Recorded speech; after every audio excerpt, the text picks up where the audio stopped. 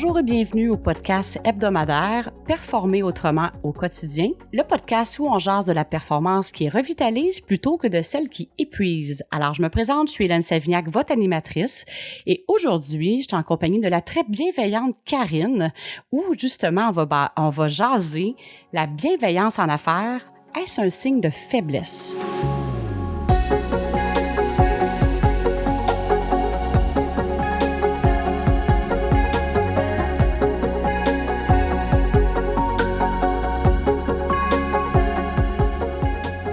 J'en profite, vous le savez, à chaque début d'épisode, je le dis parce que c'est tellement important pour moi. Oui, ça me fait plaisir, bien sûr, de vous lire, d'avoir les petits commentaires que vous aimez le podcast, mais c'est aussi pour le faire rayonner un peu partout à travers le monde. Et j'en profite justement pour saluer les auditeurs de la France, du Maroc, de la Nouvelle-Zélande, du Royaume-Uni, des États-Unis et de l'Algérie. Alors, vraiment, le podcast, il prend de l'expansion, il rayonne un petit peu partout à travers le monde. Alors, je vous remercie, les auditeurs et auditrices, c'est grâce à vous que ce podcast-là aussi rayonne davantage. Alors, merci, ça me remplit vraiment de joie de voir que ça se promène un peu partout. C'est vraiment le fun.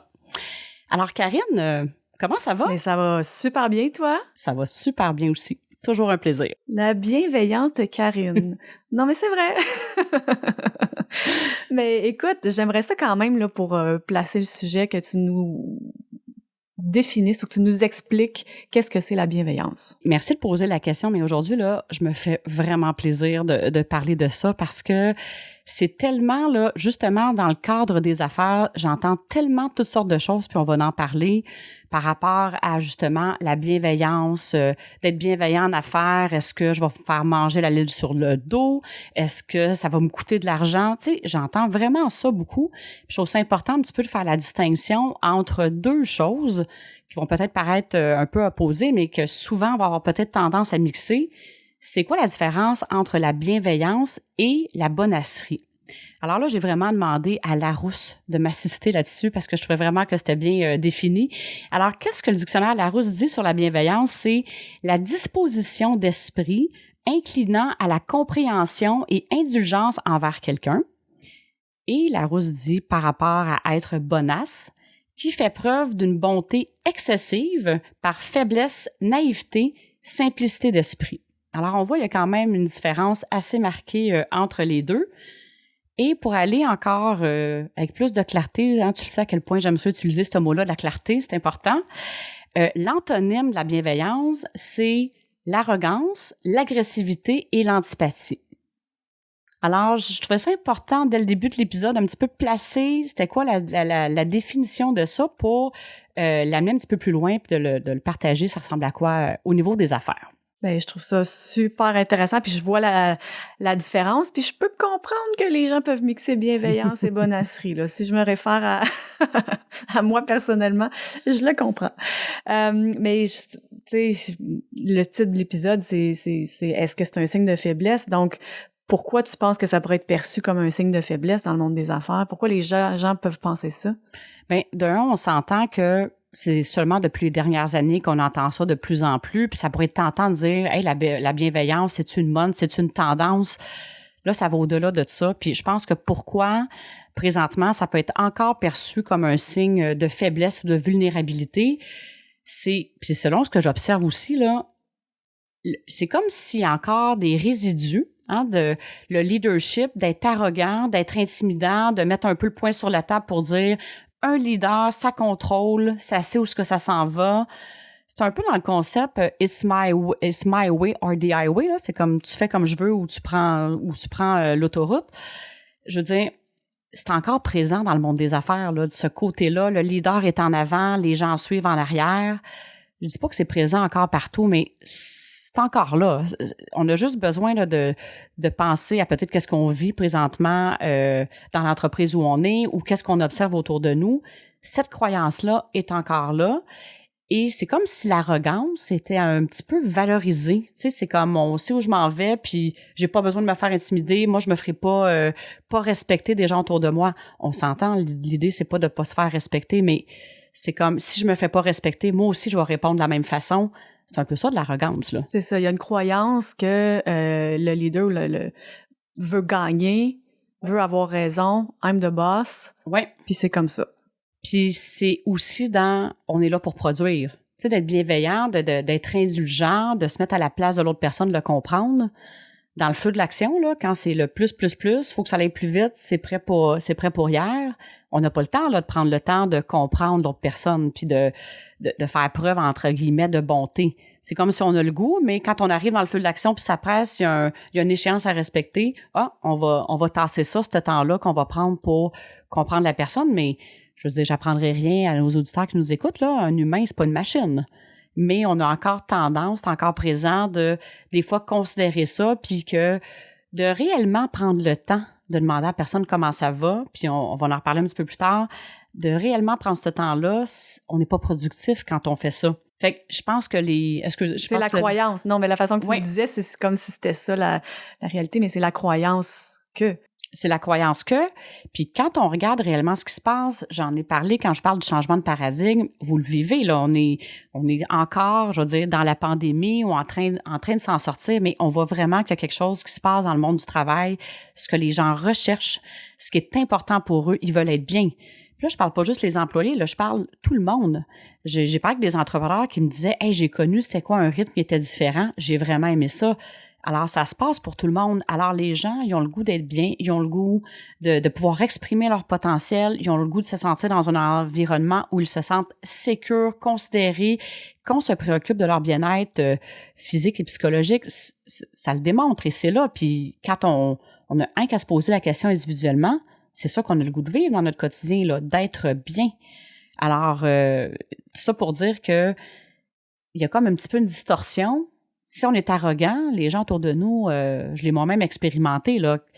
Je sais de quoi je parle, là, en ce sens. Je suis pas en train de dire que je suis parfaite, mais je suis en train de dire que dans mes années que j'ai été gestionnaire, j'étais allée là, d'être intimidante, d'être arrogante. Moi, je sais où je m'en vais, puis d'être arrogant, là, c'est pas toujours nécessairement d'être, entre guillemets, baveux à outrance, mais ça peut être de dire, je suis là pour gagner mon point puis avoir raison, puis de sentir un petit peu d'être intimidant, qu'on a du pouvoir, ça en est de l'arrogance. Je veux dire, je l'ai expérimenté, j'ai vu qu'est-ce que ça donnait. Ça met pas les gens dans un état optimal pour performer, assurément. Ou s'ils le font, après ça, ça met énormément de stress puis de pression. Et c'est pour ça là, que les gens, il y a moins... Ça n'a jamais été ça que les gens recherchaient, mais je dirais qu'aujourd'hui, les gens sont encore moins tolérants à ce type d'environnement-là où c'est hostile, irrespectueux ou qui vont sentir une disharmonie et ne se sentent pas considérés. On est en rareté de main-d'œuvre, c'est encore plus important de s'assurer que l'environnement est optimal pour que les gens aient le goût de rester. Fait que je pense que c'est vraiment relié aux croyances qui sont encore là, puis inconsciemment, on embarque là-dedans. Parce qu'à l'état pur, là, je vais le dire, il y a personne qui est arrogant, là. On n'est pas comme ça, là. C'est pas un trait de naissance. C'est vrai. On apprend à l'être pour survivre, des fois faire sa place, là, mais à la base, il y a personne qui est arrogant. Donc, ça finit par donner la fausse impression que si on est à l'écoute de l'autre, qu'on le laisse parler, qu'on comprend son point, qu'on est ouvert à ce que les autres ont à partager, ça donne l'impression que c'est un signe de faiblesse. Ça peut donner cette impression-là ou qu'on est bonasse. Ce temps-là qu'on prend en train de s'intéresser à l'autre personne, on devrait le prendre pour d'autres choses. Mais, tu sais, comment ça se traduit dans les affaires? La question, là, de poser vraiment la question à quelqu'un de son équipe, ça peut être pas juste, là, je me mets pas juste dans la position d'un patron, je me mets comme collègue de travail, de vraiment poser la question à l'autre personne, comment tu vas, mais comment tu vas réellement? Ça peut vraiment faire la différence. Et c'est ça d'être bienveillant. Ou ça devient peut-être la bonasserie, on va aller là, si on veut jouer le rôle de psychologue puis régler le problème de la personne. Ça, c'est la, je vais dire, la ligne qui, là, on va tomber dans, on joue un rôle qui ne nous revient pas comme gestionnaire ou comme collègue de travail, mais si on ressent que quelqu'un a besoin d'une aide extérieure, c'est de faire penser à la personne que ça pourrait être bénéfique pour elle d'y aller, mais ça s'arrête là. Alors, d'être bienveillant, c'est d'offrir l'opportunité à la personne.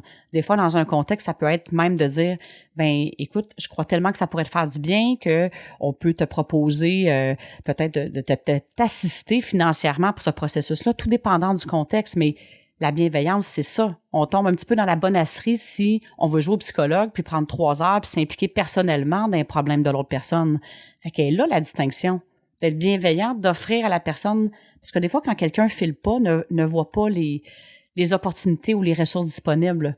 Et là, de faire penser à la personne, ça l'est d'être bienveillant, là. Ça, c'est un exemple, mais justement, dans le monde des affaires, tu dois en avoir plusieurs. T'as-tu d'autres, un peu plus concrètement, comment ça s'applique ou comment ça se traduit? Puis j'ai le goût de dire, avant de donner d'autres exemples concrets, pour moi, la bienveillance dans les affaires, là, c'est 2 mots, c'est de l'authenticité puis de la douceur.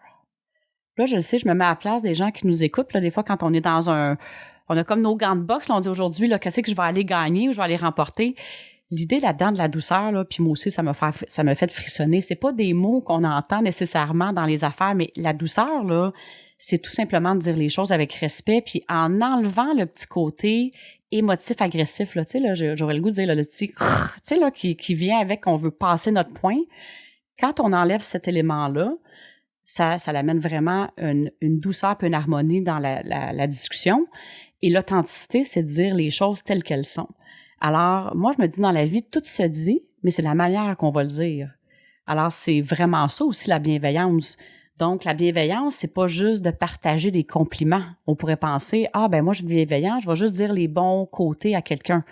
C'est pas de ça qu'on parle ici. C'est merveilleux de reconnaître, puis oui, souligner les bons côtés d'une personne, mais en même temps, la bienveillance, c'est de donner l'heure juste. Alors, quelqu'un qui est pas à sa place dans l'entreprise, de lui dire avec beaucoup d'amour et de compassion, de dire voici comment je ressens les choses, il y a peut-être un autre poste ou une autre opportunité qui est mieux alignée avec toi, c'est d'être bienveillant, d'aller le dire. Ça se peut que la personne sur le coup ne le prenne pas bien. Tu sais, quelqu'un qui est là, qui sentait peut-être qu'un certain prestige à un poste et qui est pas à sa place puis que ça le fait dire, ça se peut que l'ego soit écorché un petit peu au passage puis que la personne ne le digère pas bien sur le coup. Mais si nous, notre intention était justement bienveillante, puis qu'on faisait vraiment pour dire « Hey, moi, j'ai le goût que cette personne-là soit heureuse », puis c'est sûr que ça va avoir un impact dans l'entreprise aussi, les gens heureux, ils produisent, bien, c'est ça aussi la bienveillance, c'est de dire qu'est-ce qu'il y en est, mais si on le fait avec beaucoup de respect, d'authenticité puis de douceur, bien après ça, si la personne réagit d'une façon, ça nous appartient pas en quelque sorte. Mais plus souvent qu'autrement, je l'ai vécu personnellement, je l'ai vu avec des entrepreneurs, des gestionnaires que j'accompagne.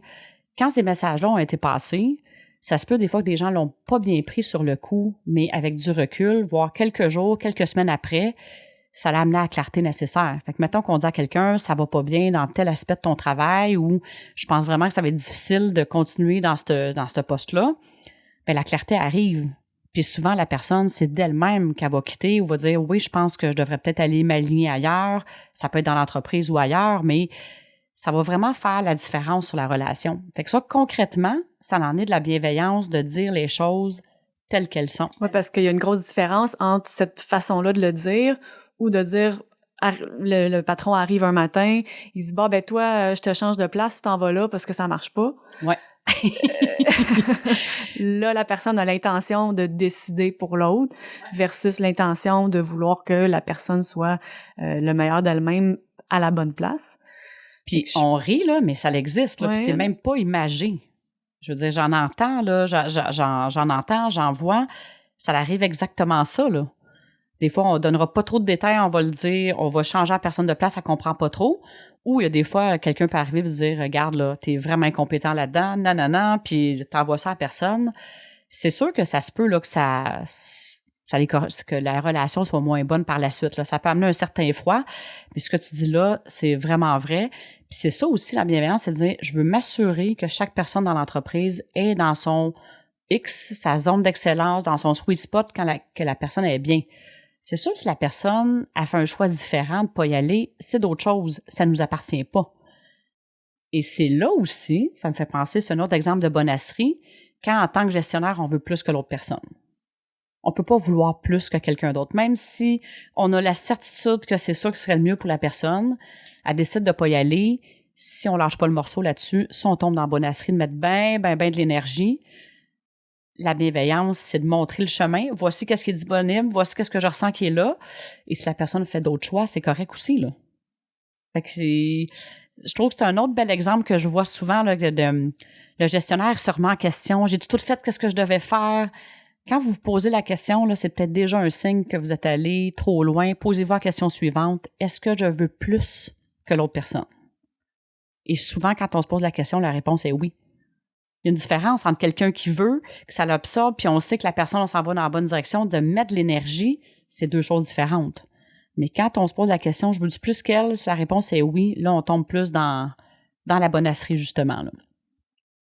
Un autre exemple très simpliste, la bienveillance, juste le sourire. Je suis déjà rentrée dans une entreprise où justement j'ai fait un portrait du leadership du dirigeant et une des principales choses que les gens m'ont spécifié, c'est quelqu'un qui rentrait dans l'entreprise, pas de sourire, pas de bonjour. Et ça mettait tout le monde sur le nerf, là. Et plus la personne a un rôle décisionnel dans l'entreprise, plus ça a de l'impact. Alors juste de faire un sourire, un vrai beau sourire, regarder dans les yeux, d'être souriant avec les gens autour de nous, ça en est de la bienveillance. De faire sentir les gens bien. Tu sais, quand on rayonne et on est bien, un beau sourire, là, ça peut faire la différence dans la journée de quelqu'un. C'est très simpliste, je suis vraiment d'accord, mais c'est ça, c'est la base. Oui. Mais tu sais, en même temps, je sais pas si tu as d'autres exemples comme ça, mais tu sais, moi, j'aurais envie de dire, supposons qu'on parle à un dirigeant qui a l'habitude d'être plus du côté arrogant, puis qui est interpellé par ça, puis dit, ben regarde, moi, j'ai envie de développer mon côté bienveillant. Est-ce que ça pourrait être perçu par les employés de dire, mon Dieu, il est donc bien rendu fin, moi, je vais aller demander une augmentation. Tu sais, qu'est-ce qui se passe? Ben écoute, c'est une super bonne question, puis ça se peut quelqu'un qui fait un shift, là. Écoute, ça serait vraiment magnifique. Quelqu'un qui écoute tous les épisodes de podcast puis se dit, hey, j'ai le goût, moi, là, d'être bienveillant, d'être au service de l'équipe, puis qu'il y a un déclic qui se fait. Ça se peut que sur le coup, puis on est d'accord, là, ça c'est pas quelque chose qui se produit du jour au lendemain, mais que les gens ressentent un changement, ça se peut qu'ils puissent, eux autres, avoir leur propre interprétation d'eux. Mais l'idée là-dedans, c'est de dire, la bienveillance, ça vient aussi avec l'équité envers tout le monde. Tu sais, de dire, hey, je vais être vraiment gentil. Là, je vais donner l'augmentation de salaire, je vais dire oui à tout ce que la personne, c'est pas ça dont on parle ici. Non, c'est pas cette gentillesse, c'est pas ça, là. c'est d'être équitable, c'est je dis oui à quelqu'un, je dis oui aux autres, je dis non à quelqu'un, je vais dire non à tout le monde, c'est vraiment d'être équitable, mais ça se peut des gens, leur interprétation de ressentir un changement, mais là, c'est à chacun de recadrer un peu ça puis de dire, non, moi, l'idée là-dedans, j'ai vraiment le goût d'être au service, de faire en sorte que les gens soient bien, mais ça vient avec d'être au service de l'équipe, pas d'un individu. Alors, je vais faire quoi, l'équipe, si je crée de l'iniquité? Ben là, je crée un manque de respect, puis ça va amener de la disharmonie. Alors, l'idée là-dedans, ça vient aussi avec l'équité. Puis si on voit que les gens interprètent d'une certaine façon, ben on réaligne. Ça nous donne juste une information que, y a-t-il quelque chose qu'on a donné l'impression peut-être d'être trop, ou c'est tout simplement le filtre de la personne là, qui l'interprète de cette façon-là, là. Ben, écoute, moi, je trouve ça vraiment super intéressant. Puis, comme tu dis, s'il y a des gens qui voudraient faire le shift rapidement, ça serait un gros wow. Parce que c'est sûr qu'il y a plein de bénéfices à exercer la bienveillance ou à être bienveillant finalement. Est-ce que tu en aurais des exemples de bénéfices à travers une entreprise? Ouais. Oui, c'est une bonne question. Puis j'ai le goût de rajouter, tu me disais d'autres exemples concrets. La bienveillance, là, ça peut être tout simplement aussi là, d'être en qualité de présence avec quelqu'un. La qualité de présence, là, j'ai déjà vu, exemple, quelqu'un rentre dans le bureau de son collègue, de son patron. Le patron, il a le téléphone, il regarde les emails.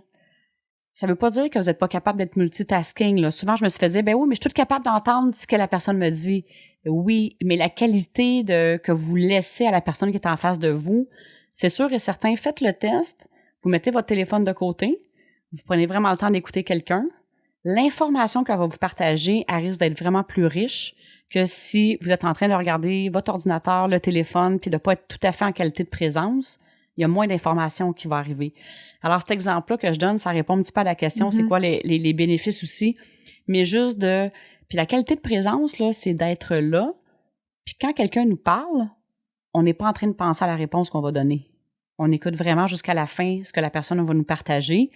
Puis c'est juste de faire cet exercice-là, là, quand on est habitué dans un environnement où tout va vite, des fois d'interrompre la personne parce qu'on pense qu'on a saisi ce qu'elle voulait nous dire. Moi, je me dis souvent, la partie de phrase qui n'est pas terminée, c'est souvent là que l'information pertinente est. Alors, juste de faire cet exercice-là, que l'autre personne se sente écoutée, ça en est de la bienveillance. Puis ça, c'est tout un exercice, là. Vous entendez à travers les podcasts, je suis quelqu'un qui parle vite. C'est vrai que ça se déroule vite, mais à partir du moment que j'ai pris le temps, que je me mets en mode d'écoute, en qualité de présence, la richesse d'informations que je reçois, c'est vraiment incroyable. Alors oui, c'est une pratique. Comme toute chose, quand on n'est pas habitué d'écouter, Mais juste de faire le choix de dire « Hey, aujourd'hui, là, mettons, je vais faire une rencontre puis je vais être en qualité de présence », c'est d'être bienveillant, puis vous allez voir, juste de vivre l'expérience, qu'est-ce que ça peut amener comme changement. Fait que pour les bénéfices, c'est tout simplement la qualité des relations que vous allez avoir, l'harmonie dans les relations que vous allez avoir et la richesse de l'information. Quand on veut avoir, il y a quelque chose qui ne roule pas à notre goût dans l'entreprise, on aimerait ça que les gens nous partagent, entre guillemets, la vraie information. Et quand on a ce canal-là de communication, de confiance, d'établi avec les gens, ils vont nous dire qu'est-ce qu'il y en est. Puis souvent, peu importe la taille de l'entreprise, les gens qui sont directement en contact avec les clients, qui sont directement en contact avec le marché, ils ont l'information. Les gens qui travaillent dans l'entreprise, ils en ont des suggestions à donner. Alors, juste ça, quand on prend justement le temps de les écouter, cette bienveillance-là va amener les gens à se sentir libres et en confiance de partager tout ce qu'ils voient. Et ça peut être vraiment, ça peut sauver vraiment beaucoup de temps. Ça me fait juste penser quand je rentre dans une entreprise et on me demande d'aller faire un portrait de la situation, de comment ça se passe. Puis c'est plein de fois des dirigeants m'ont dit « Mais comment t'as fait pour avoir autant d'informations? » Mais tout ce que j'ai fait, là, c'est de lire mes questions puis d'écouter les gens. Puis je leur dis « Prenez le temps d'écouter votre monde en qualité de présence. Ils vont vous la donner, l'information. » Souvent, je réinvente pas la roue, là. Je partage ce qui est là, puis je suis toujours étonnée des suggestions ou les solutions que les gens vont amener quand on prend vraiment le temps de les écouter. Fait que la qualité des relations, ça fait vraiment une grande différence sur la performance et la quiétude pour vous, comme être humain, là, comme gestionnaire, comme employé, de rester dans cet espace-là de bienveillance. Wow!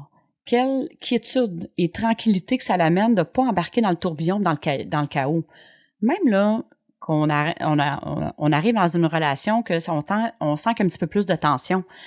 Quand on veut avoir raison, sur le coup, on se sent bien. Mais souvent, comment on se sent après? On se sent pas bien. On peut se sentir coupable, on peut se sentir tout croche à l'intérieur. Ouais, qu'est-ce que je viens de faire? Ça a dépassé ma pensée. On se sent pas bien. Ça vient nous tirer de l'énergie.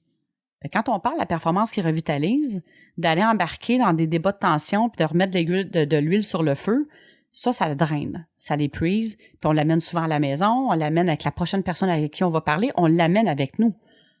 Fait que ça, on n'est pas dans la performance qui revitalise, là. Alors, la quiétude que ça l'amène de rester dans cet espace-là, la quiétude va amener la clarté aussi.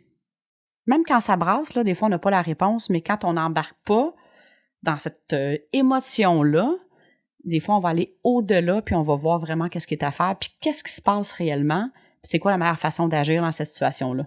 Je sais pas si ça fait du sens ou c'est clair comment j'explique ça. Puis la façon que tu en parles, ça me fait penser que ça, parmi les bénéfices, tu sais, ça doit jouer aussi un petit peu sur l'engagement des employés, tu sais, des gens qui sont dans un environnement comme ça où il y a la quiétude, la compréhension, l'écoute.